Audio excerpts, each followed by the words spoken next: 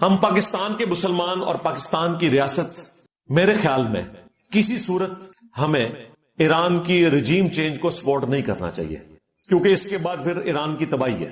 اس کی وجہ یہ ہے کہ ایران میں اس وقت جو مذہبی حکومت ہے وہ واقعتاً وہاں کے رہنے والے لوگوں کی اکثریت کی نمائندہ ہے، اور اس جنگ کے بعد تو جو لوگ ان کے مخالف تھے وہ بھی اس وقت گورنمنٹ کا ساتھ دے رہے ہیں، کیونکہ جب ملک کے اوپر حملہ ہوتا ہے نا تو ملک کے ایسٹس ہوتے ہیں نا۔ جس طرح جب پاکستان اور انڈیا کی جنگ ہوئی، چند ایک یوٹیوبر جنہوں نے غداری کی ان کو چھوڑ کے ہماری جو اپوزیشن جماعتیں تھیں وہ بھی گورنمنٹ کے ساتھ اور فوج کے ساتھ کھڑی ہوئی تھی۔ وہاں پر بھی ایسا ہوا ہے، وہاں پر تو ویسے ہی اکثریت جو آیت اللہ خامنائی صاحب ہیں ان کو اپنا مذہبی پیشوا سمجھتی ہیں، اور وہ ان کے زندہ امام ہیں جن کی وہ تقلید کرتے ہیں۔ جس طرح یہاں دیوبندی بریلوی امام حنیفہ کی تقلید کرتے ہیں، وہ زندہ امام کی تقلید کرتے ہیں، اور وہ دو ہیں ان کے امام، آیت اللہ سستانی عراق میں اور آیت اللہ خامنائی ایران میں۔ آپ سمجھ لیں کہ عبد القادر جیلانی قبر سے نکل آئے تو کسی پیر کی درگاہ نہیں چل سکتی۔ یہ سٹیٹس ہے اس وقت خامنائی صاحب کا اور سستانی صاحب کا۔ سستانی صاحب کا بھی بیان آ گیا جب یہ خامنائی صاحب کو اسیسینیٹ کرنے کی باتیں ہو رہی تھی، انہوں نے کہا اگر یہ آپ نے کیا پھر پورے علاقے میں سٹیبلٹی نہیں رہے گی۔ ظاہر ہے عراق میں بھی 60% شیعہ ہیں، ایران میں تو 90% کے قریب شیعہ ہیں، اور عراق میں اڈے موجود ہیں امریکہ کے، تو ایک دنگا فساد شروع ہو جائے گا۔ رجیم چینج کو بھول جائے، میں نے پہلے بھی کہا تھا رجیم چینج نہیں ہو سکتی، اگر کوئی پپٹ حکومت بھی بٹھائے گی نا وہ چلے گی نہیں، کیونکہ عوام الناس ان کو مانتے ہی نہیں، اور فوج بھی نہیں مانتی۔ فوج بھی ان کی مذہبی ہے، پاسداران انقلاب بھی مذہبی ہیں، اور یہ سارے لاکھوں کی تعداد میں ہیں، سینکڑوں کی تعداد میں نہیں ہے۔ اس جماعت کو آپ پاکستان کی مذہبی سیاسی جماعتوں کے اوپر قیاس نہ کریں، ان کی پیرلل میں اپنی پوری فوج ہے، پوری کی پوری ریاست ایک نظریاتی ہے۔ لہذا وہاں پہ یہ جو آج کل انہوں نے وہ شاہ کے بیٹے کو نکال لیا ہے اور وہ دوبارہ سے اس کے بھی بیانات آنا شروع ہو گئے ہیں، اس کو ایران میں گزرے بھی نہیں دینا کسی نے، حکومت بنانا تو بڑی دور کی بات ہے۔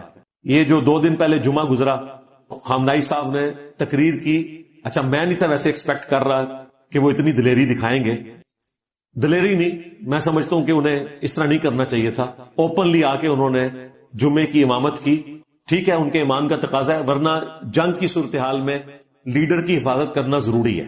انہوں نے اوپنلی آ کے جمعہ پڑھایا، لاکھوں کا مجمع ہے، یہ نہ سمجھے یہ آج کل ہے، عام دنوں میں بھی تہران میں اتنے لوگ ہی جمعہ پڑھتے ہیں، کیونکہ وہ ٹرو سینس میں جمعے کی گیدرنگ کو ایک پولیٹیکل گیدرنگ سمجھتے ہیں، اور بیسیکلی جمعے کی گیدرنگ ایک پولیٹیکل گیدرنگ ہوتی ہے جس میں آپ نے اپنے دنیا میں سیاسی معاملات عوام کے ساتھ ڈسکس کرنے ہوتے ہیں۔ لاکھوں کی پبلک، اس کے بعد پورے تہران کے اندر آپ نے دیکھا ریلیز نکلی پورے ایران کے اندر حکومت کے حق میں۔ ظاہر ہے جب جنگ ہوتی ہے پھر حکومت کے ساتھ لوگ کھڑے ہوتے ہیں، وہاں تو ویسے ہی لوگ کھڑے ہیں، چاند ایک آوازیں تو ہر جگہ موجود ہوتی ہیں، لیکن اوورآل غلبہ انہی لوگوں کا ہے۔ تو اللہ کا شکر ہے کہ عوام الناس نے ان کی حکومت کا ساتھ دیا۔ پھر انہوں نے سیدنا حسین ابن علی کی قربانیوں کا ذکر کیا، ویسے اب محرم بھی شروع ہونے والا ہے 1447 ہجری، اور انہوں نے اپنے عوام کو تیار کیا قربانیوں کے لیے کہ حسین ابن علی نے بھی قربانی دی تھی۔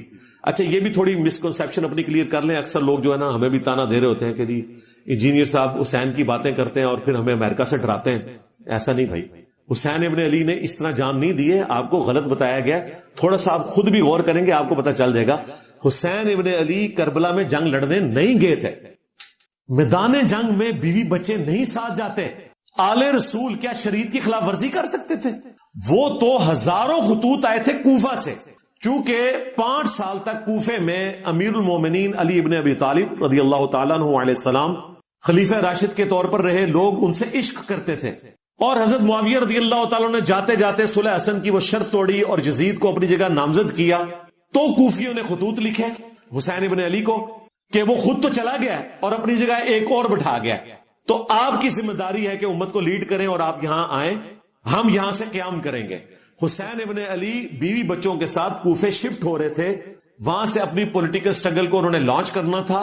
جنگ پتہ نہیں کب ہونی تھی، وہ راستے میں روک لیے گئے اور ان کے اوپر جنگ مسلط کر دی، اس وجہ سے یہ سارا معاملہ ہوا۔ وہ جنگ لڑنے تو گئے نہیں تھے، انہوں نے اپنی سٹرگل کو لانچ کرنا تھا، فورس کو اکٹھا کر کے، جس میں بعد میں مختار صفی نے بھی دیکھے نا فورس اکٹھی کی اور ایک وقت کا انتظار کیا اور قاتلین حسین سے بدلہ لیا۔ یہ نہیں ہے کہ حسین ابن علی کا یہ درس ہے کہ آپ جو ہیں وہ اپنی میجرمنٹ نہ کریں اور جا کے اس طریقے سے حکومت سے ٹکرا جائیں، یہ اس طرح نہیں ہوا تھا یار، جھوٹ نہ بولو۔ ایٹ لیسٹ شیعہ نے علی کو تو یہ بات پتہ ہے نا، سنی تو ہے ہی اس معاملے میں نابلد ہیں، اس طرح غلط پکچر نہ پیش کریں آپ۔ کیا حسین ابن علی شریعت کو توڑنے والے تھے کہ میدان جنگ میں بیوی بچے لے گئے تھے؟ 20 बच्चों के साथ कौन जंग लड़ने जाता है? वो कूफे शिफ्ट हो रहे थे। यजीद ने पहले बंदोबस्त किया, नुमान इब्न बशीर को गवर्नी से हटाया क्योंकि वो साहबी थे और वो हजरत हुसैन इब्न अली के साथ पॉजिटिव डील करते थे, और उबैदुल्लाह इब्न ज़ियाद को वहां लगाया। और वो आप मुख्तार नामा जो फिल्म बनी है उसमें पूरा उन्होंने फिल्माया कि किस किस तरीके से हुआ। इस तरह आप मिसगाइड ना किया करें। अच्छा, और ये जो हुसैन अलैहिस्सलाम के बातें कर रहे होते हैं, खुद ये यजीदी हैं, नासबी हैं, और मुझे बता रहे हैं नस्ल तू है तो अड़ा के लेना देना हुसैन और अली के साथ या अहलुल बैत के साथ। तुम लोग तो बनु उमैया की चाकरी करने वाले हो, हमें बताओगे हमसे बड़ा कौन अली का शिया है पॉलिटिकल टर्म में? वैसे हम मुस्लिम हैं अल्हम्दुलिल्लाह। तो अल्लाह से डर जाए, और ये जो लोग बाज वर्गलाए जाते हैं वो भी अपनी अकल का इस्तेमाल करें। ये इस तरीके से नहीं था। इराक में आपको पता है दाइश ने पंजे गाड़े हुए थे। आयतुल्लाह सिस्तानी के एक फतवे ने अवामुन नास को उठाया और दाइश को उन्होंने शिकस्त दी, जिसको अमेरिका शिकस्त नहीं दे सका था।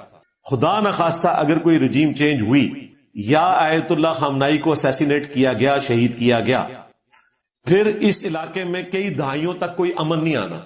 ना अरब रियासतों ने महफूज रहना है जिन्होंने 18 के करीब अड्डे बनाए हुए हैं अमेरिका के, और 51,000 के करीब फौजी हैं नेटो के, ज्यादातर अमेरिकन है। यहां अमन नहीं आना।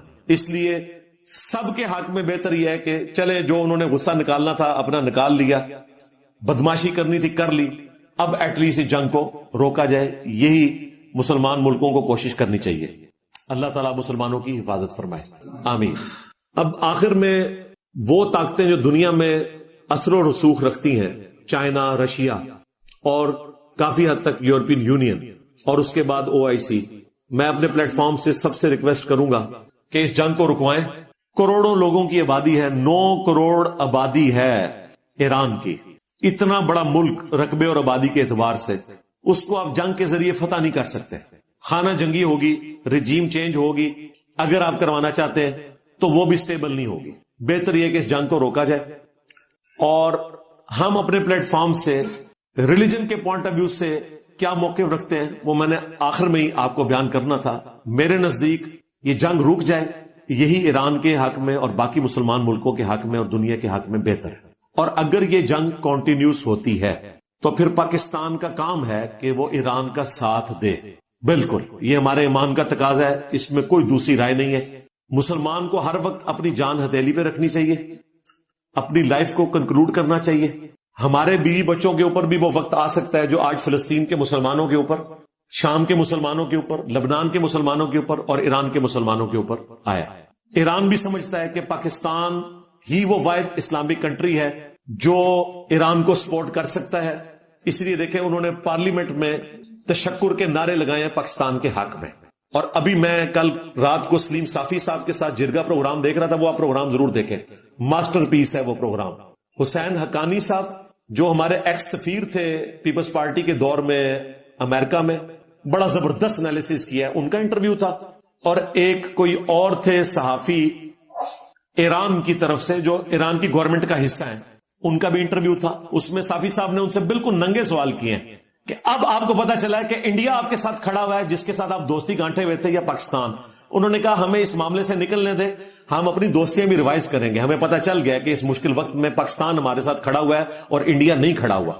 अगरचे इंडियन अवाम, इंडिया के कई यूट्यूबर्स इस वक्त इसराइल के खिलाफ ईरान के साथ खड़े हैं। आप उनके जरा देशभक्त नाम का जो चैनल है जिसकी इतनी व्यूअरशिप है, किसी मुसलमान ने मुसलमानों के हक में वो व्लॉग नहीं बनाए, और जिस तरह उसने यूरोप और अमेरिका को ललकारा है, सलूट है जी उस बंदे को। मैंने उसकी वीडियो भी शेयर करवाई थी, कमेंट्स किए नीचे, कमाल काम किया, दलेरी है। तो अल्लाह करे कि इस जंग से निकले, लेकिन पाकिस्तान का काम है कि सपोर्ट करे जिस हद तक कर सकता है। अब ये हद डिफाइन करनी है हमारे बड़ों ने, ये मैं क्लियर कर दूं। हम जिस सीट पे बैठे हैं हमारे सामने सारी चीजें नहीं होती। मैं नहीं कहूंगा कि आप एटम बम फेंक दे इसराइल के ऊपर, हमारी ये ना फील्ड है, ना हम इन चीजों को डिसाइड कर सकते हैं। हम सिर्फ इनको इनकी कब्र आखिरत याद करवाएंगे और अपने आप को अपनी कब्र आखिरत याद करवाएंगे कि अगर मुसलमानों पे बुरा वक्त आया है तो मुसलमान दुनिया में अल्लाह ताला का नुमाइंदा है, और खत्म नबूवत सल्लल्लाहु अलैहि वसल्लम की बरकत से हमारा यह अकीदा है कि मरने के बाद हमारे लिए हमेशा की जन्नतें हैं। तो मुसलमान मौत से नहीं घबराता। इस वक्त पाकिस्तान का काम है कि जहां तक वो बेहतर समझते हैं सपोर्ट करें, ہم اپنی حکومت کے ساتھ، اپنی فوج کے ساتھ کھڑے ہوں گے انشاءاللہ تعالی. اگر وہ اس جنگ میں کودنے کا ارادہ بھی کریں تب بھی ہم اپنی حکومت کے ساتھ کھڑے ہوں گے انشاءاللہ. اور اگر یہ ڈیسائیڈ کریں کہ ہم جنگ میں نہیں کودیں گے، سفارتی محاذ کے اوپر سپورٹ کریں گے، تو بھی ہم ان کے ساتھ کھڑے ہوں گے. ہم اپنی 1.5 اینٹ کی مسجد علیحدہ نہیں بنائیں گے. ہم یہاں پہ کوئی خانہ جنگی نہیں چاہتے، نہ اس خانہ جنگی کا کوئی فائدہ ہونا ہے. یہ ہمارے بڑوں نے ڈیسائیڈ کرنا ہے کہ اس وقت پاکستان کے حق میں، مسلمانوں کے حق میں، اسلام کے حق میں کیا چیز بہتر ہے. جذباتی تو لوگ یہاں باتیں کر دیتے ہیں، لیکن پھر جب وقت گزر جاتا ہے تو پھر اندازہ ہوتا ہے کہ یار یہ اس وقت یہ ایسا کیوں ہوا تھا، ہمیں ایسا نہیں کرنا چاہیے تھا، یوں نہیں کرنا چاہیے تھا، یہ کر لینا چاہیے تھا. اس لیے ہمارے پاس تو اب اپنی ناکامیوں کا ایک ٹریک ریکارڈ بھی موجود ہے. اتنا تجربہ ہو چکا ہے پاکستان کا جنگوں کا اور انٹرنل دہشت گردی کا اور امریکہ کی خدمت گزاری کرنے کا، کہ اب ہمیں پتا ہے کہ وہی کچھ ریپیٹ ہوگا جو پہلے ہوتا ہے. لہٰذا ہمیں اپنے معاملات کو دیکھ کر چلنا چاہیے. ہمارے پلیٹ فارم سے اپنے سٹوڈنٹس کے لیے یہ ہے کہ ہم ریاست کے ساتھ کھڑے ہوں گے. اگر ہماری ریاست جنگ میں جائے گی ایران کی سپورٹ میں، ہم ان کے ساتھ کھڑے ہوں گے. پھر میں اس وقت یہ باتیں نہیں کروں گا، یہ میں آپ کو یقین دلاتا ہوں کہ جی آپ لوگوں نے بیوقوفی کر دی. وہ جس لیول پہ بیٹھے ہیں وہ بہتر ڈیسائیڈ کر سکتے ہیں. ایون ان سے غلط ڈیسیژن بھی ہوا، ریاست کے ساتھ آپ کو کھڑا ہونا پڑے گا، ادروائز انارکی پھیلے گی. اور اگر وہ جنگ میں نہ بھی جائیں، صرف سفارتی سپورٹ کریں، تو بھی ہم انہیں تنگ نہیں کریں گے کہ احتجاج کر کے ملک کو بلاک کر دیں کہ جی آپ جو ہے وہ ایران کا فوجی ساتھ بھی دیں. یہ بھی ہم کام نہیں کریں گے، کیونکہ جس جگہ پہ بیٹھ کے وہ چیزوں کو دیکھ رہے ہیں اس جگہ پہ ہم نہیں دیکھ رہے ہوتے. آج دنیا کے کسی مسلمان کو پاکستان کی فوج حکومت سے کوئی گلہ نہیں ہونا چاہیے. جو کام دنیا میں کوئی ملک نہیں کروا سکا، پاکستان نے ان دنوں میں کروایا کہ عرب ملکوں سے ایران کے حق میں بیان دلوا دیا. یہ پاکستان نے کروایا. اور گاندھی صاحب نے بھی اس زمانے میں تحریک چلائی تھی، گریٹ برٹن کے خلاف بائیکاٹ کیا تھا. اور بھائی اس میں لوگوں کی ضرورتیں کیا تھی؟ 2 وقت کی روٹی. آج ہماری ضرورتیں کیا ہیں؟ ہمارا تو انٹرنیٹ کا کنیکشن بند ہو جائے نا تو سانس بند ہو جاتا ہے. ان کو آپ کہہ رہے ہیں کہ یہ بائیکاٹ کریں گے، نوکریاں چھوڑ کے گھر بیٹھ جائیں گے. تو ایک آرگنائز طریقے سے معاملے کو لے کر چلنا چاہیے، جذباتی باتیں نہ کریں. اپنے انڈیویجول لیول کے اوپر اگر بائیکاٹ کسی نے کرنا ہے وہ ضرور کرے. میں تو واٹس ایپ بھی یوز نہیں کرتا بھائی، میرے پاس اسمارٹ فون نہیں ہے، میں نے سمپل موبائل رکھا ہوا ہے. جو ہمیں بتا رہے ہیں انہوں نے یہ ساری چیزیں استعمال میں رکھی ہوئی ہیں. پھر کہتے ہیں نہیں تو ضرورت کی چیزیں ہیں. کیوں ضرورت کی چیزیں ہیں بھائی؟ آپ اللہ کے لیے چھوڑ نہیں سکتے؟ آپ سمپل فون بھی استعمال کر سکتے ہیں، اس میں بھی آپ رابطہ رکھ سکتے ہیں. آپ سمپل گاڑی بھی یوز کر سکتے ہیں. ضروری آپ نے ایسی گاڑی یوز کرنی ہے جو اسرائیل کی سپورٹ میں کمپنیاں کھڑی ہوئی ہیں، اور آپ کو یہ کہنا ہے بائیکاٹ کرنا ہے. ابھی پچھلے دنوں میں آپ کو حیران کن بات بتاؤں، ایک ویڈیو اپلوڈ ہوئی بائیکاٹ کے حوالے سے. میں اب نام نہیں لیتا اس کا، آپ کو پتا چل جائے گا. ہمارے اچھے دوست ہیں اور ان سے تعلق بھی ہے اور اسٹوڈنٹ بھی ہیں وہ. تو اس ویڈیو کے نیچے جا کے میں نے کامنٹس کیے، تو انہوں نے پھر ہماری اکیڈمی میں رابطہ کیا. تو میں نے پھر ان سے بات کی، میں نے کہا یہ آپ کی ویڈیو بہت اچھی ہے. وہ سمجھے کہ میں نے جو باتیں اس میں کی ہیں نا وہ انجینئر صاحب نے انڈورس کر دی ہیں. تو میں نے کہا میں نے تو فلسطین کے حق میں دعا لکھی ہے اور آپ کی ایفرٹ کو اپریشیٹ کیا، لیکن گراؤنڈ ریئلٹیز اس سے مختلف ہیں. پھر انہوں نے مجھے کہا کہ میں ایک اور ویڈیو اس کے اوپر بناؤں گا. تو اس ویڈیو میں وہ بتا رہے تھے کہ کوک کا اور پیپسی کا، ان ساری چیزوں کا بائیکاٹ ہونا چاہیے. بائی چانس جب میں نے ان کی ویڈیو چلائی نا تو پیپسی کا اشتہار سب سے پہلے چلا اس کے اوپر. میں فوراً جناب وہ فوٹو کھینچ لی اور میں رکھی لیپ ٹاپ جس بندے نے منو وہ ویڈیو بھیجی ہے نا کہ دیکھو جی لگتا ہے بڑے احترام سے یہ بات کر رہے ہیں، ہو سکتا ہے یہ آپ کے اسٹوڈنٹ ہوں اور انہوں نے بائیکاٹ کے بارے میں بتایا ہے. میں نے کہا میں نے دیکھ لی ویڈیو، تو اس کو میں وہ تصویر بھی بھیج رہا ہوں. میں نے کہا یہ دیکھ لو پریکٹیکلی. اب ان کو بھی مشورہ دیا جا سکتا تھا نا کہ آپ سارے ڈرنکس جو ہیں وہ اس کو بین کر دیں اپنے ان میں ویڈیوز میں. تو ایسا تو نہیں ہوتا بھائی. ہمارے جو ساحل عظیم بھائی ہیں ان کی ویڈیوز کے اوپر بھی KFC کے باقی چیزوں کے اشتہارات چل رہے ہوتے ہیں، کوئی کسی نے بین نہیں کیے ہوئے. اور مانیٹائزیشن ختم کر دو نا یار، چھوڑ دو نا. اور آپ لوگوں کو تو فرق بھی نہیں پڑتا، آپ نے اتنا کچھ رزق حلال کمایا ہوا ہے اللہ کے فضل سے کہ آپ کو ضرورت نہیں ہے مزید. کیوں کرتے ہو اس طرح؟ تو پھر جو چیزیں ان لوگوں کی نکلتی ہیں نا، پھر آپ کو یہ پتا کیا بتائیں گے کہ یہ والا بائیکاٹ بے شک نہ کرے، یعنی ساڈے والا نہ کرو تو اڈے والا کرنا ہے. تو اے بھائی سارے تو اڈے والے نے، میرے والا کوئی بھی نہیں. میں تو آلریڈی یہ ساری فیسلٹیز یوز نہیں کر رہا. میرے پاس تو موٹر بائک ہے بھائی، ٹھیک ہے. میرے پاس اسمارٹ فون بھی نہیں ہے. KFC اور یہ کولڈ ڈرنکس میں استعمال نہیں کرتا، اللہ کا شکر ہے. اور یہ میری کوئی بہادری نہیں ہے، مجھے اچھے نہیں لگتے. میں اس کو بھی کوئی اپنے کھاتے میں اس اعتبار سے نہیں ڈلوانا چاہتا کہ انجینئر صاحب نے کوئی قربانی دے دی ہے. مجھے چنگے نہیں لگتے جی. ہم نے زیادہ زیادہ اگر کوئی اس طرح کی چیز کھانی ہوتی ہے تو گھر میں بنا لیتے ہیں, چپس بنا لیتے ہیں یا بریانی بنا لیتے ہیں. ہمارے تو فاسٹ فوڈ یہی ہے نا پنجاب کے کلچر کے اندر, یا پلاؤ بنا لیتے ہیں. لیکن جو لوگ آپ کو یہ باتیں بتا رہے ہیں ہم انہیں بھی مخلص سمجھتے ہیں دین کے ساتھ. یہ نہیں ہے کہ اخلاص نہیں ہے, لیکن پریکٹیکلی کوئی بھی چیز اپلیکیبل نہیں ہے جب تک کہ آرگنائز طریقے سے نہ ہو. شروع کریں نا. مثلا پاکستان میں جو بڑے بڑے علماء ہیں جن کا کروڑوں کا بجٹ ہے سال کا, وہ اناؤنس کریں کہ جی 100 بندوں کا, ہر مدرسہ یہ اناؤنس کرے کہ 100 بندوں کا گھر کا خرچہ ہم اٹھائیں گے. جو لوگ ان کمپنیوں میں جاب کر رہے ہیں وہ اسٹیمپ پیپر کے اوپر ہمارے ساتھ ایگریمنٹ کر لیں کہ لائف ٹائم ہم ان کا خرچہ اٹھائیں گے, وہ اپنی نوکری چھوڑیں. اس طریقے سے کریں. اور کئی باتیں آپ کو غلط بتائی جاتی ہیں. پچھلے دنوں ایک بات مشہور ہوئی کہ جی KFC کی 550 برانچز جو ہیں وہ ترکیے کے اندر بند ہو گئی ہیں, اور لوگوں نے یہ سمجھا کہ بائیکاٹ کیا ہوا ہے. اور ترکیے میں تو ہر چیز اسرائیل کی ہے, سفارت خانہ ہے, سب سے بڑی تجارت ترکیے اور اسرائیل کی ہے. ترکیے نے اسرائیل کو تسلیم بھی کیا ہوا ہے. اور جو کمپنی KFC کے جگہ پر آئی ہے نا کاروبار کو کامیاب کر کے, وہ بھی اسرائیل کی ہے. لو سامو.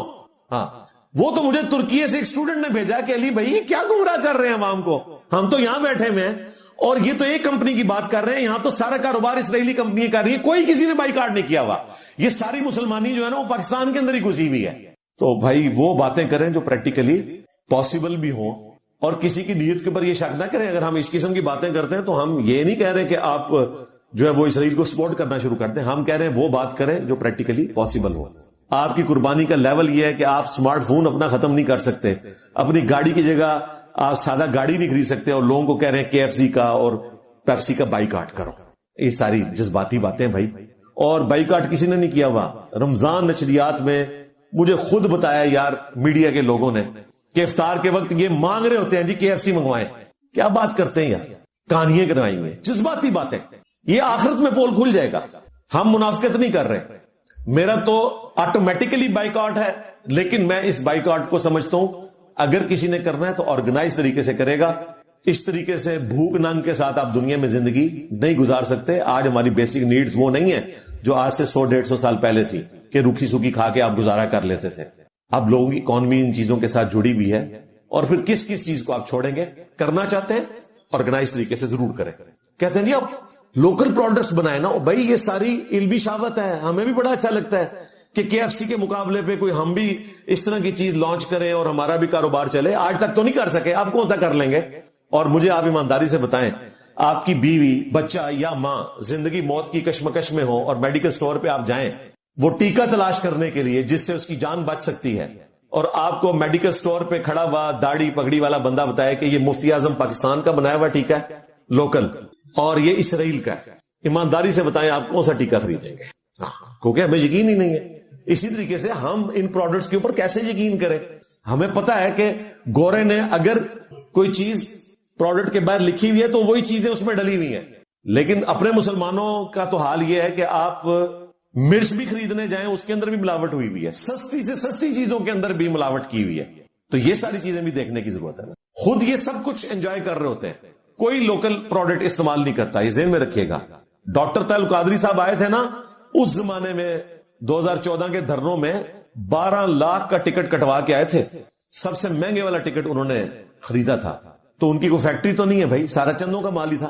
انڈائریکٹلی آپ کی کمائیاں ان تک پہنچ رہی ہیں, اور آج تک کسی مولوی نے آپ سے نہیں پوچھا کہ آپ کی کمائی حلال کی ہے یا حرام کی ہے. وہ کہتے ہیں آنے دو. بلکہ وہ الیاس قادری صاحب تو اعلانیہ کہتے ہیں کہ ہمارے پیر صاحب نے ہمیں کہا تھا لا تما لا جمع لا منع, یعنی تما لالچ نہیں کرنی, لا منع بھی نہیں کرنا. اگر کوئی لے کے آ جائے تو لے لینا, لا جمع بھی نہیں کرنا. ویسے جمع کیا ہوا انہوں نے, اچھے اچھے مکان بنائے ہوئے. حالت یہ ہے کہ یہ لوگ تحمد اور کرتے میں اور پگڑی میں اپنی اتنی مہنگی مہنگی گاڑیاں چھپا لیتے ہیں, اور لوگ کہتے ہیں کتنے سادے ہیں جی, دیکھیں سفید کپڑے پہنے ہوئے ہیں, تحمد پہنی ہوئی ہے, اور نکل رہے کس میں سے 6 کروڑ کی گاڑی میں سے. وہ 6 کروڑ کی گاڑی ان کی سفید تحمد اور پگڑی کے پیچھے چھپ جاتی ہے, اور ہم بھی سبحان اللہ پڑھ رہے ہوتے ہیں, تسبیح ہاتھ میں پکڑی ہوئی ہے. صحیح عیاشی کی زندگی یہ لوگ گزار رہے ہیں, اور آپ کو اس قسم کے مشورے دیتے ہیں. اس لیے خوابوں کی دنیا سے باہر نکلے. اور خواجہ آصف صاحب کا یہ کہنا کہ مسلمانوں کو مل کر کوئی ایسا لائے عمل تیار کرنا چاہیے کہ اسرائیل کی بدماشی کو روکا جا سکے، بالکل میں اس کو انڈورس کروں گا، ورنہ الٹیمیٹلی مجھے تو لگ رہا ہے کہ یہ ورلڈ وار 3 کی طرف بات چلی جائے گی، کیونکہ اگر اس طریقے سے آپ مسلمان ملکوں کو ایک ایک کر کے ذبح کرتے چلے جائیں گے تو ظاہر ہے مسلمانوں نے تو اسی دنیا میں رہنا ہے، اور اب کوئی امپائرز کا دور تو نہیں ہے۔ یہ تو بالکل نہیں ہونا کہ اسرائیل نے آ کر ایران پہ قبضہ کر لینا ہے، ایسا بالکل نہیں ہونا۔ فلسطین پہ تو انہوں نے اس لیے قبضہ کیا نا کہ وہ کلیم کرتے ہیں کہ یہ ہماری سرزمین ہے، اتنے ہزار سال سے ہمیں الاٹ ہوئی بھی تھی، بعد میں کرسچنز آئے، پھر مسلمان آئے، ہم نے واپس لینی ہے، یا اس کے ارد گرد جو انہوں نے گریٹر اسرائیل والا پلان بنایا ہوا ہے۔ لیکن ایران پہ انہوں نے قبضہ نہیں کرنا، اور قبضہ کیسے کر سکتے ہیں؟ قبضہ کر بھی لیں، وہاں کے جو عوام ہیں ظاہر ہے وہ اسرائیل سے نفرت کرتے ہیں۔ اس طرح تو دنیا میں نظام چل نہیں سکتا، جب سے نیشن سٹیٹس بنی ہے ورلڈ وار 2 کے بعد، اب تو امپائرز ختم ہو چکی ہیں، اور انہوں نے ایسا کرنا بھی نہیں ہے۔ بیسیکلی وہ رجیم چینج چاہتے ہیں، وہ چاہتے ہیں کہ جو ایران میں ایک کٹر قسم کی اسلامک گورنمنٹ ہے وہ ختم کر کے ہم وہاں پہ کوئی سیکولر حکومت لے کر آئیں۔ وہ اگر حکومت لے بھی ہے تو وہ چل نہیں سکتی۔ افغانستان میں تو پھر بھی کوئی ریشو پروپورشن تھا نا، کہ مذہبی لوگ بھی تھے اور سیکولرز بھی تھے۔ ایران میں تو میجورٹی جو ہے وہ بڑے کٹر قسم کے شیعہ مسلمز ہیں، اگرچہ وہ اپنی حکومت سے اختلاف بھی کرتے ہوں، لیکن اسرائیل سے سخت نفرت کرتے ہیں۔ بالکل ویسے کہ جیسے یہاں پر جب انڈیا نے بدماشی کی پہلگام کے بعد تو اپوزیشن گورنمنٹ سارے اکٹھے ہو گئے، وہ چند ایک یوٹیوبرز یا پاگل ہیں ان کو چھوڑ دیں، اوورال تو اپوزیشن بھی فوج کے ساتھ کھڑی ہوئی تھی۔ اس کو بھی آپ 1000 سے ضرب دے لیں جو نفرت اسرائیل کے لیے ایران میں پائی جاتی ہے۔ لہذا رجیم چینج اگر کوئی کروائیں گے بھی تو وہ سروائیو نہیں کرے گی، سیدھی سی بات ہے، کیونکہ وہ اس حوالے سے اسرائیل سے سخت نفرت رکھتے ہیں۔ ان کا تو پورا بلڈ اپ ہی اسرائیل کے خلاف ہوا ہے نا، جس طرح پاکستانی فوج کی پوری ٹریننگ جو ہے وہ انڈیا کے خلاف ہوئی ہوتی ہے، انڈیا کے بارے میں زیرو ٹالرنس ہے، اس طرح وہاں پہ ان کی پوری نیشن کا بلڈ اپ اسرائیل کے خلاف ہوا ہے۔ اس میں کچھ انہوں نے خوابوں کی دنیا میں بھی رکھا ہوا ہے، لیکن اوورال انہوں نے اپنی عوام کو فلسطینیوں کی جو مظلومیت ہے اس کو پازیٹیو یوز کرتے ہوئے اسرائیل کے خلاف کیا ہوا ہے، اس میں کوئی شک نہیں ہے۔ لہذا ان کا یہ مسئلہ حل ہونے والا نہیں ہے اس حوالے سے کہ کوئی رجیم چینج کروا لیں گے وہ۔ باقی فوجی اعتبار سے ہم بالکل مانتے ہیں کہ اسرائیل کے مقابلے پہ وہ نہیں ہے۔ اسرائیل نے دیکھیں ایئر سٹرائکس کی ہیں، F-35 گئے ہیں، وہاں پہ 200 کے قریب طیارے استعمال ہوئے ہیں، تو ایران کا کوئی طیارہ نہیں اڑا۔ ایران کے پاس طیارے ہے ہی نہیں ہیں، ان کے پاس وہی پرانے طیارے ہیں رشینز کے، کیونکہ ان کے اوپر پابندی ہے، وہ خرید نہیں سکتے، اس لیے تو ان کا ہیلی کاپٹر بھی گرا اور ان کے جو پریزیڈنٹ ہیں اس میں شہید ہوئے۔ اور اس وقت بھی انہوں نے کہا تھا کہ ہمارے پاس پرزے نہیں تھے، یہ ہیلی کاپٹر بھی 40 سال پرانا تھا۔ پچھلے کوئی 30-40 سال کا اگر آپ ریکارڈ نکالیں تو سب سے زیادہ ایویشن کے حادثات جو ہیں وہ ایران کے اندر ہوئے ہیں، کیونکہ ان کے اوپر پابندی ہے، تو باہر سے وہ پرزے اس طریقے سے اویلیبل ان کو نہیں ہوتے۔ ہاں میزائلز ان کے پاس موجود ہیں جو انہوں نے استعمال کیے ہیں، ایئر سٹرائکس نہیں ہے، لیکن میزائل آپ کتنے پھینک لیں گے؟ پھر جہاں پر آئرن ڈوم سسٹم ہے، پھر راستے میں بھی انٹرسیپشن کے لیے ان کے پاس مختلف ملکوں کی حمایت ہے۔ عراق میں آلریڈی اڈے موجود ہیں امریکہ کے، قطر میں موجود ہے، اور امریکہ ظاہر سپورٹ کر رہا ہے اسرائیل کو ہر اعتبار سے۔ امریکہ کی سپورٹ کے بغیر اتنی ایکوریسی کے ساتھ اسرائیل کچھ نہیں کر سکتا تھا۔ وہ ایک خاص تنظیم ہے جو ہمارے اوپر 2017 کے دھرنوں سے مسلط ہوئی ہے، اس وقت کی اسٹیبلشمنٹ نے اس مذہبی تنظیم کو، اس وقت کی پولیٹیکل گورنمنٹ کو کمزور کرنے کے لیے استعمال کیا، وہ آج تک ہمارے گلے پڑی ہوئی ہے۔ چاہے وہ جڑاں والا واقعہ ہو جائے، خواہ وہ سیالکوٹ کا سری لنکن کے قتل والا واقعہ ہو جائے، ان ساری ایکٹیویٹیز کے پیچھے وہ لوگ آپ کو نظر آئیں گے۔ ایون یہ اچرا بازار لاہور میں وہ جو ہماری ایک سسٹر کے ساتھ جو کچھ کرنے لگے تھے یہ لوگ، وہ ایک خطاطی والا سوٹ دیکھ کے، یہ سارے لوگ آپ کو ایک ہی خاص تنظیم کے ساتھ جڑے ہوئے یا ان کے موٹیویٹڈ نظر آئیں گے۔ ضروری نہیں کہ سارے کے سارے اس تنظیم کا حصہ ہوں، لیکن ظاہر ہے اس تنظیم نے جو ڈیمیج کرنا تھا نا ہماری نیشن کا وہ کر دیا، جو مینٹل ماڈل بدلنے تھے وہ بدل دیے۔ میرے اوپر خود 5 دفعہ جو مرڈر اٹیمپٹ ہوئی ہے، 5 کے 5 لڑکے اسی تنظیم سے موٹیویٹڈ تھے، اس سے آپ اندازہ لگا لیں۔ تو وہ جو ڈیمیج پہنچانا تھا وہ پہنچا دیا، اور اس میں ظاہر ہے پہلے نمبر پہ ہماری اسٹیبلشمنٹ مجرم ہے جنہوں نے ان لوگوں کو ہم پہ مسلط کیا۔ اب اگر ان کو اس کی ہیٹ فیل ہو رہی ہے نا تو یہ آپ لوگوں کی بھی آپ کے آگے آ رہی ہے۔ ہم تو بھگت رہے ہیں، آپ کو بھی بھگتنی چاہیے۔ یہ آپ نے بویا تھا، کاٹنا تو آپ کو چاہیے تھا، لیکن یہ عوام کو بھی کاٹنا پڑ رہا ہے آپ کے ساتھ۔ ان کا جب بڑا گرو زندہ تھا اس کے زمانے میں 3-4 دن کے لیے جب پورا ملک بند ہو گیا تھا اسی دن تم نے پاکستان کا جنازہ نکال دیا تھا. یہ تو اب باقیات ہیں, ہم بھگتیں گے, اب ڈیکیڈز تک بھگتیں گے. تو لہذا یہ چھپانے کا کوئی فائدہ نہیں. ایجوکیٹ کریں عوام کو کہ ان کے شر سے اپنے بچوں کو, اپنی فیملیز کو دور رکھیں. یعنی اب ہر مسلمان دوسرے مسلمان سے ڈرتا ہے. یہ نہ مسلمان کی تمیز کرتے ہیں نہ کافر کی تمیز کرتے ہیں. جس کو دل چاہے گا یہ گستاخ ڈکلیئر کر دیں گے. اگر یہ اتنے کانفیڈنٹ ہے تو مقدمات کو کیوں نہیں فیس کرتے؟ کہتے ہیں نہیں وہ جج ان کے ساتھ مل جاتے ہیں, یہ کچھ ہو جاتا ہے. بھائی جب یہ سب کچھ ہو جائے تو آپ کو کس شریعت نے اجازت دی ہے کہ آپ قانون کو ہاتھ میں لیں گے؟ اس طریقے سے تو میرے بھائی میں تمہیں اور تمہارے بزرگوں کو اپنے آباء و اجداد کے عقیدہ توحید کی خرابی کا سب سے بڑا سبب سمجھتا ہوں. تو کیا میں موب اکٹھے کر کے تمہارے مزارات سے بزرگوں کو نکال کے ان کو ٹانگنا شروع کر دوں غصہ اتارنے کے لیے, قانون کو ہاتھ میں لوں؟ نہیں, میں علمی اختلاف کرتا ہوں, تم بھی کر لو. دنیا میں اگر انصاف نہ بھی ملا آخرت میں مل جائے گا. جوڈیشری اگر انصاف نہیں بھی کرتی تب بھی آپ قانون ہاتھ میں نہیں لے سکتے, ورنہ ہر شخص کہے گا کہ یہ میرے بھائی کا قاتل ہے, چونکہ انصاف نہیں ملا میں اسے خود گولی مار دوں گا. یہ علیحدہ بات ہے, اس سے بعد میں جو کچھ بھگتنا پڑے. یہ ذلیل ہو رہے ہیں سارے لوگ. میں نے تو باقاعدہ اپنے بڑوں کو یہ کہا تھا ان لوگوں کی ذلت کی خبریں نا جیل خانوں سے عوام کو دکھایا کریں. یہ ویسے میڈیا سے آؤٹ ہو جاتا ہے. آپ کیا سمجھتے ہیں کہ وہ دندناتے پھر رہے لوگ جنہوں نے سری لنکر کو قتل کیا تھا, یا جڑوالا میں 2 درجن سے زیادہ انہوں نے گرجے جلا دیے تھے؟ وہ سینکڑوں کی تعداد میں لوگ ذلیل ہو رہے ہیں جیلوں کے اندر. فیملیاں رل گئی ہیں ان کی. اور یہاں جنہوں نے کچھ نہیں کیا تھا 9 مئی کے چکر میں وہ 1 سال سے اندر ہے. مجرم تو چند ایک تھے بےچارے, تو جیو فینسنگ میں زیادہ تر لوگ آ گئے. تو یہ سارے لوگ ذلیل ہو رہے ہیں, لیکن ان کی ذلت کی خبر چونکہ باہر آتی نہیں ہے, لوگ سمجھتے ہیں کہ وہ سارے چھوٹ گئے ہوں گے, اس وجہ سے آگے ہمت ہو جاتی ہے. ورنہ ان کی سزائیں پبلکلی بتائی جائے نا, یہ انسان کے بچے بن جائیں.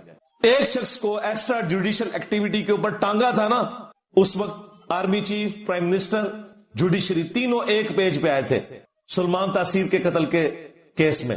اگر اس کو اس وقت نہ ٹانگا جاتا تو آپ کو ہر مہینے ہر ہفتے اس قسم کے کئی غازی نظر آنے تھے پورے ملک کے اندر. لیکن پھر لوگوں کو یقین ہو گیا نہیں ہمیشہ اس طرح نہیں ہوتا, ٹانگ بھی دے دینے. اور پھر انہوں نے چن کے ڈیٹ بھی رکھی 29 فروری کی کہ برسی بھی 4 سال بعد آئے. ہاں, فروری جو ہے وہ 28 کا مہینہ ہوتا ہے, لیپ کے سال میں 29 کا ہوتا ہے. وہ جان بوجھ کے انہوں نے 29 فروری کی ڈیٹ رکھی تھی تاکہ یہ ہر سال برسی نہ منا سکے. تو وہ ایک ایسا ڈیسیژن تھا جس کی وجہ سے مستقبل کے واقعات رک گئے. اب بھی اس قسم کے جو واقعات ہیں ان مجرمین کی خبریں پھر چلنی چاہیے. ابھی انہوں نے بندے پکڑ لیے, کچھ لوگ جو ہے جیو فینسنگ میں آئے ہیں ان کو بھی وہ پکڑ رہے ہیں, اور انشاءاللہ اس معاملے کو بھی منطقی انجام تک پہنچائیں گے. باقی یہ جو لوگ گلا کرتے ہیں نا کہ یہ آئے دن پاکستان میں اس طرح کے واقعات کیوں ہوتے ہیں, اور بھائی 25 کروڑ کی آبادی کا ایٹم بم ہے, اس میں اس طرح کے 1-2 واقعات مہینے میں ہو جانا یہ کوئی بڑی بات نہیں ہے جو ہم نے جنریشنز پروڈیوس کی ہوئی ہیں.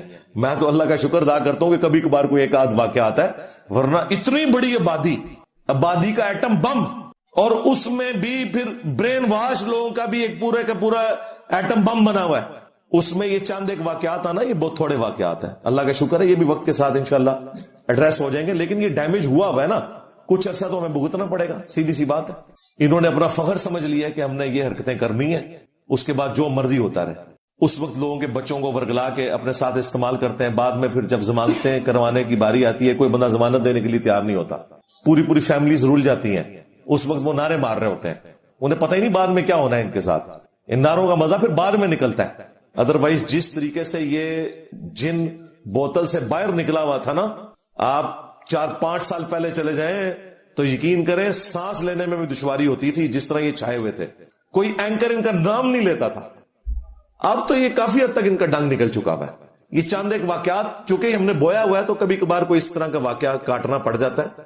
ادروائز اللہ کا شکر ہے کہ ضرب عزم اور رد الفساد حافظہ اللہ تعالی, FATF حافظہ اللہ تعالی. ہاں کٹو کلپ میرے. ظاہر ہے ہمیں گوروں نے بتایا ہے کہ سینڈ پونجو ہے اپنا. ہاں اسی سینڈ بھی نہیں پونج سکتے اپنا, یہ گوروں نے ہمیں بتایا آ کے. یہ گورے ابھی بھی نہ بتاتے نا, ابھی بھی ہماری اسٹیبلشمنٹ کو ہوش نہیں آنی تھی کہ یہ ہم کیا دہشت گرد پال رہے ہیں, اپنی آنے والی نسلوں کو برباد کرنا شروع کر دیا ہم نے. یہ کوئی ضرب عزم رد الفساد کا کریڈٹ اگر جاتا ہے پہلے نمبر پہ تو وہ گوروں کو جاتا ہے, اس کے بعد ہماری پولیٹیکل اس وقت کی گورنمنٹ کو یا فوج کو جاتا ہے. انہوں نے تو خود نہیں تھا کرنا, انہوں نے ایک پرائم منسٹر فارغ کر دیا اس چکر میں, وہ ڈان لیگ کے چکر میں. یہی چکر تھا نا, وہ کہتا تھا یار ان کو سنبھالو, یہ کیا تم لوگوں نے پالے ہوئے. اس کی ڈان لیگ بنا کے تو اس کو انہوں نے طریقے سے فارغ کر دیا. بعد میں ان کو سمجھ آئی تو پھر خود ہی انہوں نے رد الفساد شروع کیا اور ڈان لیگ کو اپنی پالیسی بنا لیا FATF کی وجہ سے. یعنی ہم پوری کھاری کاٹنے کے بعد وہی کچھ کرتے ہیں جو ہمیں کوئی پہلے مت دے دے, لیکن بعد میں سمجھ آتی ہے, ہمیں پہلے نہیں سمجھ آتی جب تک ہم وہ تھوک کے چاٹ نہ لیں اپنا. یہ سارے کے سارے معاملات اب آپ کے سامنے. ہم نے تو اس کے لیے آواز بلند کرنی ہے, لوگوں کو ایجوکیٹ کرنا ہے کہ بچ جاؤ ان مولویوں کے شر سے, اپنے بچوں کو بچاؤ, یہ برین واش نہ کریں, اس قسم کی ایکٹیویٹیز سے اپنے بچوں کو بالکل دور رکھیں. یہ کوئی دین کی خدمت نہیں ہو رہی ہے. اسلام تو اتنا سخت ہے اس معاملے میں کہ سورۃ المائدہ کی آیت نمبر 32 میں اللہ تعالیٰ نے یونیورسل ٹروتھ کے طور پر بنی اسرائیل کے لیے بھی اور امت محمدیہ صلی اللہ علیہ وآلہ وسلم کے لیے بھی قانوناً یہ بات بیان فرما دی ہے کہ جس شخص نے ایک جان کو قتل کیا, ایک جان کو, جان نفس کا لفظ استعمال کیا, مسلمان نہیں, نفس, خواہ مسلمان ہو کافر ہو, سوائے دو استثناء کے, قتل کے بدلے قتل اور وہ بھی جوڈیشری کے تھرو, یا کوئی فساد فی الارض کر رہا ہے وہ بھی جوڈیشری کے تھرو. یہ دو وجوہات کی بنا پر کسی انسان کی جان لی جا سکتی ہے, وہ بھی لے گی عدالت. ان دو کے سوا اگر کسی نے کسی ایک انسان, ایک جان کو بھی قتل کیا, گویا اس نے پوری انسانیت کا قتل کر دیا, اور جس نے ایک جان کو بچایا اس نے پوری انسانیت کو بچا لیا. یہ تھی اسلام کی تعلیمات. صحیح بخاری میں حدیث ہے, جو نان مسلم کسی مسلم کنٹری میں ٹیکس پے کر کے رہ رہا ہے, اسے بھی نہ حق کسی نے قتل کر دیا, ایسا شخص جنت کی خوشبو بھی نہیں پائے گا, حالانکہ جنت کی خوشبو 40 سال کی مسافت سے آ رہی ہوگی. یہ بخاری کے الفاظ ہے, یہ کہانی شریف نہیں ہے, بخاری شریف ہے. خوشبو بھی نہیں, مسلمان بھی نہیں پا سکتا اگر اس نے کسی نان مسلم کو بھی نہ حق قتل کر دیا. تو یہاں تو یہ سارا ہو رہا ہے, اور اس کے بعد نعرے لگا رہے ہیں جنتی ہونے کے.